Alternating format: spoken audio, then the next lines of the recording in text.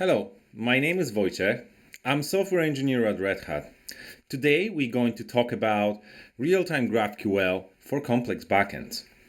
We'll draft possible architectures involving Apache Kafka and GraphQL CRUD engines like Hasura. Let's get started.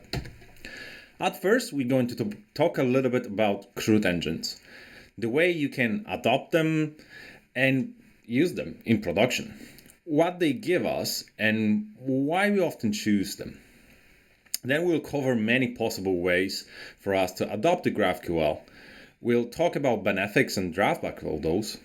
Then we are going to talk about Apache Kafka and how it can transform our ways to build the GraphQL API for existing backends. Finally, we'll try to provide some inspirations for reference architecture and ways that you can adopt Apache Kafka, CRUD engines, and GraphQL. Let's start our journey with a story describing a typical GraphQL adoption process. This story is based on one of the projects I know, but we often see the same similarities in the companies adopting GraphQL. So let's imagine that we want to build this application that will consume GraphQL API. GraphQL is very often used in a greenfield project that push the boundaries and use the modern stack.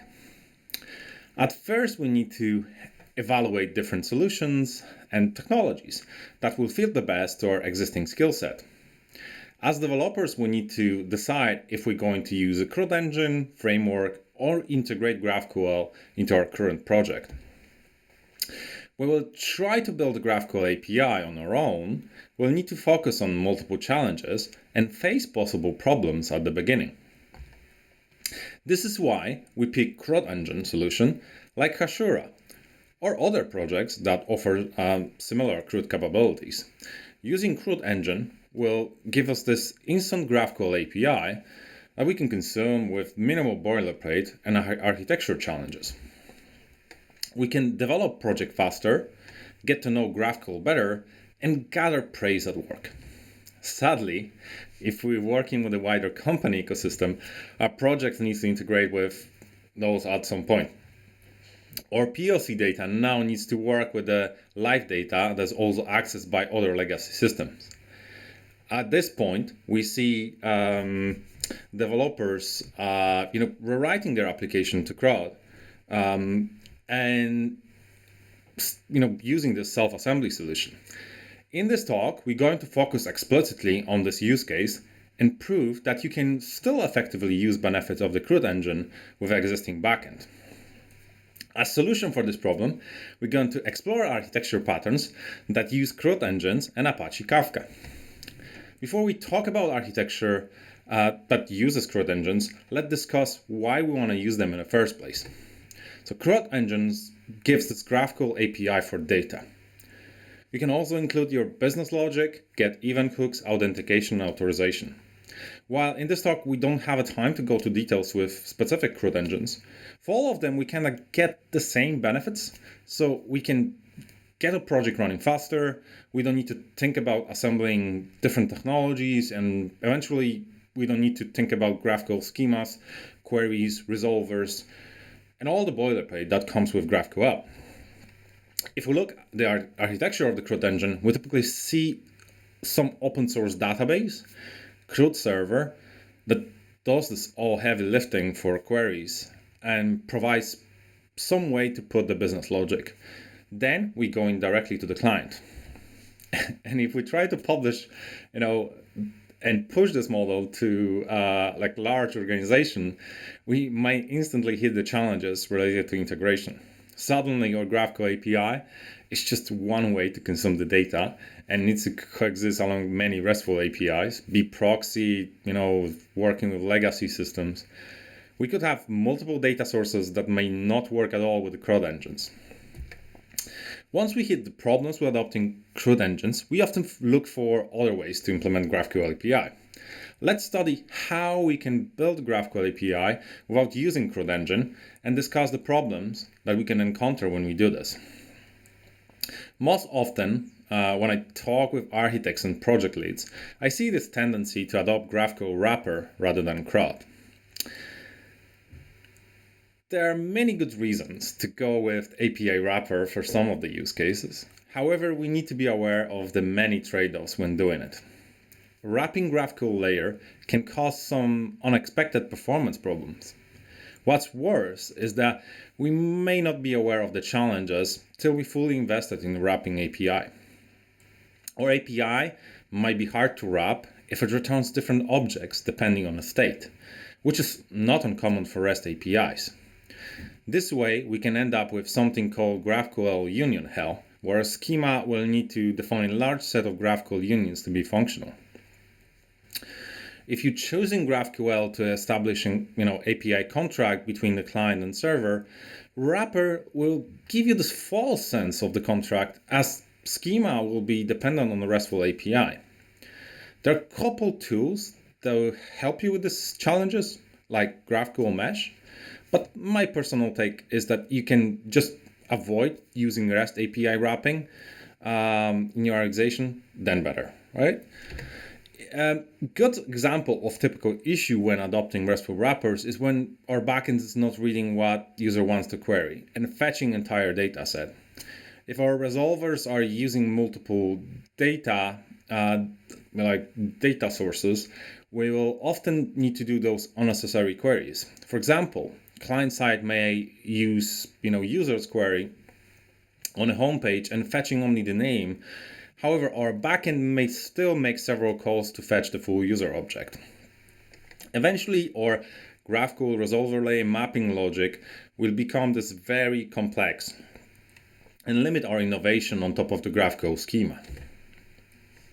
If we want to integrate with GraphQL into current server side, we can often go with self-assembly path. This is a good way if you already have strongly opinionated stack that you want to use and you're familiar with the GraphQL. There will be multiple challenges related to this approach. Suddenly, we need to deal with this efficient schema design, error handling, picking frameworks, or even more advanced use cases like compiling queries or cache.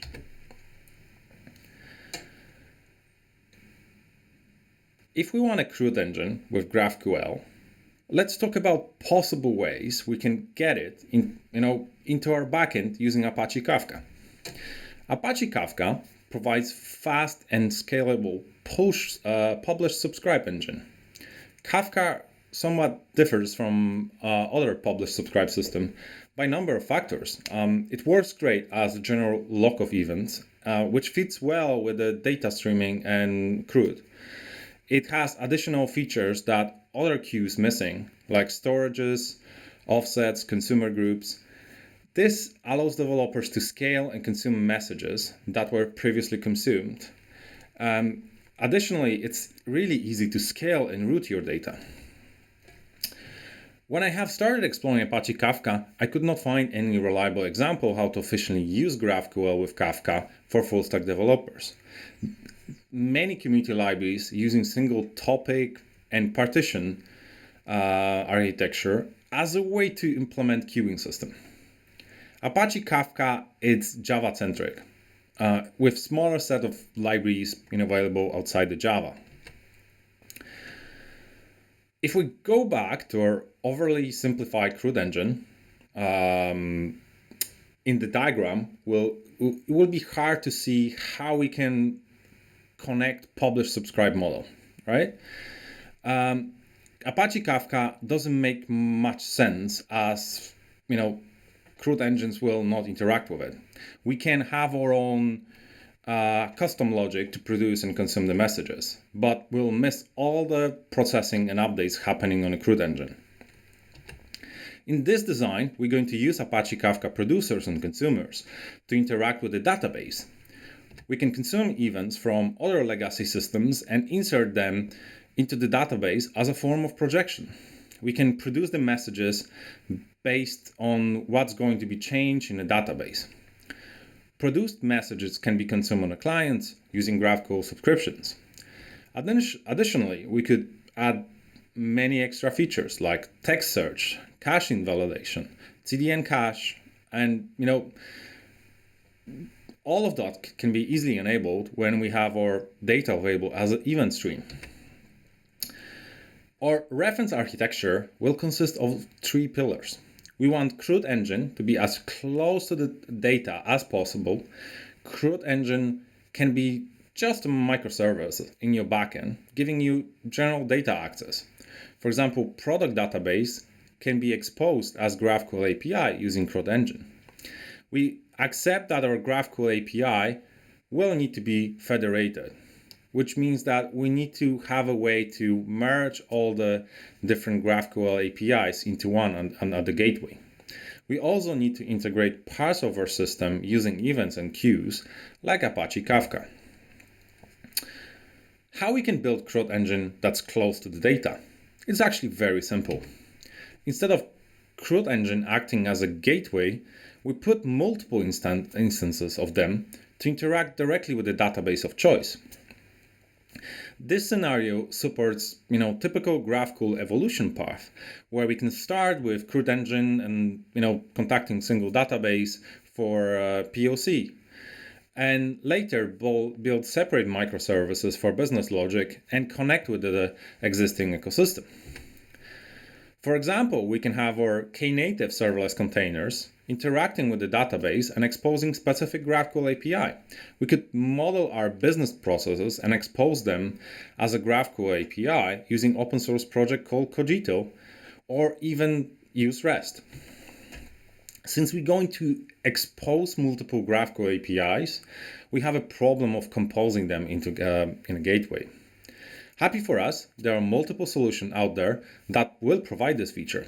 We can use GraphQL Mesh, Apollo Framework, Apollo Federation for comprehensive set of the features, or use GraphQL Proxy like GraphQL Link. We can set up our own gateway or use one of the open source projects. Our federation will also will need to be in a place where we put some authentication. So authentication will be always on the edge, where we don't need to replicate those rules across different CRUD engines and systems. When federating, we can also have a control on what parts of the CRUD engine we want to expose. We want to control elements that are hard to add to the CRUD engines, like concept of resource ownership, field level RBAC, and many more.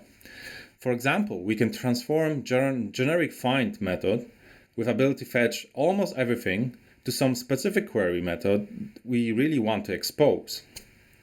Generic queries are great to get our projects going, but we can easily transform them into specialized one when we go to production. Some frameworks use the compilation part, so you can also compile your queries, but if you have a federation, you can use federation for that. And finally, we want to connect our data, processes, and business logic with the event streams. And event streams are a very generic term that's often overused a lot. So let's see how this is working. If our project uses one of the open source databases like Mongo, Postgres, Cassandra, we can use this change data capture that works on top of the Kafka Connect. Not surprisingly, most of the CRUD engines will also use them to fetch data. Kafka Connect allows developers to build ecosystem of connectors that simplify migrations between different software stacks. With change data capture systems, Kafka events will be published and stored later in database. When you're using change data capture for building GraphQL, we can use the same stream of data to provide data aggregation, GraphQL subscriptions, text search, cache invalidation, or audit log. Kafka Connect comes with many different connectors developed by community. Debezium is the leading open source solution that works on top of the Kafka Connect API, working with major open source databases. Debezium provides standards for multiple relational and NoSQL databases. Debezium will be providing us raw stream from our database that needs to be filtered and transformed in order to be consumed by clients. Debezium also gives us this really simple config and properties, or we can even use dynamic languages like JavaScript to do the filtering. This is really important when we don't want to write and host any Java code. When Debezium is being used, we can selectively pick what changes in the database we are interested in. Like we can filter, transform them into events, and then we kind of consume them later on. When starting connector, we usually specify what tables we want to scan and additional transformations we want to apply. Consumers reads the data from Kafka, giving us ability to react to the changes that were introduced by CRUD engine. We can also revert that, so we can use the Debezium to work with legacy databases and perform data projection into the new database. This way, CRUD engine can work with this completely new, denormalized, reformatted dataset without the baggage of the old backend. The most awesome feature of Debezium, it does a lot of Kafka heavy lifting for us. Debezium will, create the topics representing our database infrastructure, which is valid for the most of the use cases. If we want to have different topic layout, we can always change it in Debezium or have a separate stream processing engine that transform it later. Topics and underlying partitions will be organized, using primary keys, so we can have a guaranteed order. When building solutions for end-to-end users, we often need to fully focus on delivering the value. We don't have a time for experiments or, building things for our own. We need to get something proven that works and will integrate with our current infrastructure. That's why there's so many open source communities out there that can help you to succeed. Some elements of the reference architecture that we presented are backed by open source projects that are sponsored by Red Hat. For example, StreamZ will let you run Apache Kafka in production using Kubernetes platform. StreamZ helps you not only to deploy Apache Kafka, but will also assist you with many challenging elements you will have on production, like authentication, data mirroring, and many more. Debezium will provide reliable database event producers that will help you to minimize effort to produce the topics for Apache Kafka from your database. Debezium is fine-tuned for simplicity, removing the need to dealing with specifics, and existing database systems. Finally, Irregular Community provides examples and GraphQL integrations that help you to connect all those projects together with the CRUD engines. Since this talk is just 20 minutes, we haven't got a chance to go deep into the patterns and architecture. You can follow up with me on this and reach out to me using Twitter, GitHub, and work email. Since this talk is delivered remotely, I would love to get your feedback. You can leave your comments at wtrocky.com/feedback. Thank you so much for joining me today. Query your data safely. And we're back with the guest who's able to speak with us. Wojciech, thank you so much for joining us for a conversation and some Q&A about the presentation that you just gave. Thank you. So, this was a really interesting presentation, and you and I had the chance to chat about this a little bit. As someone who talks about GraphQL for a living, I often find myself talking about developer productivity, developer ease, speed of building applications. And sometimes even I forget that there's teams like the security team and the DevOps team, and the infrastructure decisions that are made around the deployment of a GraphQL solution matter immensely. And it seemed to me like that's what you were getting at in the presentation, is it's important to design that architecture intentionally rather than just sort of stumble into something. Is that fair? Yes. So idea it's simple. Like if you really want to go through the pain of rearranging your entire architecture and backend to add the GraphQL, that may actually put some doubts into GraphQL as a technology. But by the end of the day, GraphQL is just API. So what we want to prove that you can not only have simplicity, and this is what you will get with things like Hasura, but you can also get this by minimally touching your existing infrastructure. So it's not that you eventually not going to end up with your target architecture. It's a step-by-step process, and we know that in some of the backends they were built over the years, and they're still serving like people, we need to be really careful, especially on security, right? What we're doing. So that's was the one of the alternative architecture that we think that will work in the step-by-step process of adopting GraphQL. In terms of productivity, yes, it's mostly focused on like deployment and satisfying security needs. But obviously, all the CRUD tools giving you this productivity out of the box, so you eventually get the full palette. Totally, I think the point you make is very well taken for me. In the slides, you gave the example of sort of the generic query, and the power of, but also the perception of as a security risk. And it's like, of course, right? Like the app security team might be terrified by that concept, even though, it is a common design pattern.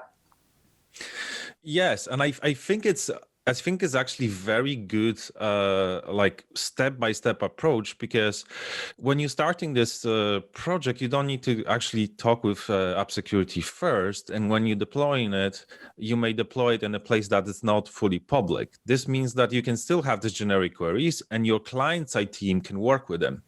Because what I found out when we're working with GraphQL, it kind of gives us this API contract. But at some point, developers, especially on client side, they not know what the contract will be. So the contract is being worked on between client and server. And this is a very good feature of the GraphQL. You don't need to think about this stuff up front, spending like 7 days on the meetings to build those RESTful APIs or something. You just drop there some APIs. They're very generic. You can find wherever you want, right? It's like window shopping. And once you get there, you can just transform those queries to something that you're really using currently on your UI at the process when you actually want to go to production. So it's, as you mentioned, it's like productivity is there at the beginning, because if you start with, let's thinking, okay, should I have this and this and within the UI, then it will be actually slowing things down on the UI kind of phase, right? Yeah, absolutely. It's a very strong reminder that no technology implementation exists in isolation. It turns out that there are teams of people who do things for a living, and designing the solution in advance is powerful. I really like the way you laid out the sort of steps of, building your CRUD engine close to your data, federating from day one, connecting the data, the process, the business logic with event streams. If there was one like sort of key takeaway that you wanted everyone who's listening to this talk, either live now or recorded in the future, to take away from it, what's the one big tip that you could give us all? I think it's like, never be afraid to take a shortcut with GraphQL when doing development and apply the CRUD engine, because this is what I see. And then you can always put the CRUD engine in production, even if you have very complex architectures. So CRUD engine can help you not only for developer productivity and getting familiar with the GraphQL, you can push it to your production without changing your APIs. Gotcha. And this is quite big, because like in the initial story in the talk, we talked about that, this scenario, two folks adopted the CRUD engine, and then because of that, they decided to rewrite it. But in this history, I actually see sometimes is that decision to rewrite it is often a decision to actually end up dropping GraphQL, because it's such a big thing to actually start writing those queries, especially have tons of data that you want to pipe. So think about it. Not only about developer productivity, because obviously you're getting instant boost of those. Think about it as you can still achieve your results. What you only need is just put things in the right place, and that's the outcome. I think that's gold, and a great reminder for all of us, not only as we begin designing our projects, but as we look at building CRUD engines against existing backends. Wojciech, incredibly helpful. Would you mind sharing your socials again, just so that people are able to reach out if they have further questions? Yes. So my Twitter, it's Type API. API. Yeah. Excellent. As always, incredible talk, but thank you so much for sharing this information with us. Thank you very much. See you guys.